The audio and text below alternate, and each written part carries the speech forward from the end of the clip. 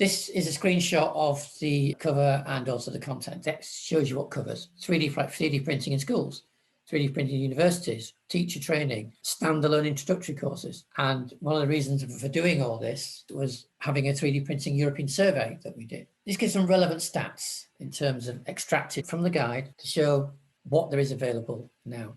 And it shows quite clearly that 86% of individuals and organisations who responded thought that schools and educational institutions should provide more skills training. 82% of SMEs, small and medium-sized enterprises, thought their employees would benefit from more knowledge and training. 67% of small and medium-sized enterprises thought the use of 3D printing could improve their competitiveness and reduce costs. 45% of those companies said they already use 3D printing in their company in some shape or form, even at lower level. But only 36% knew how to use the 3D printing properly, what to get the most out of it, to be more effective.